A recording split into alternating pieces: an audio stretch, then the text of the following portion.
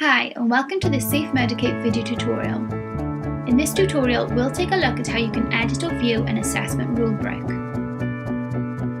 All assessment bookings are made from a single place, whether your learners are working with our essential or advanced skill modules. Access the Assessment Rubric Builder by clicking the Assessment Builder option on the Assessment Manager menu.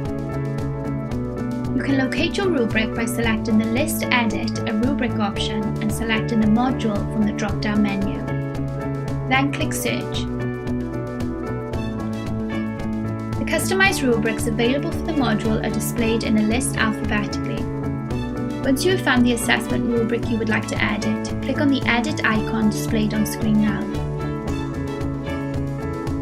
From here, you can modify the rubric by selecting new values for the questions in each domain. Note that you can also change the assessment rubric name.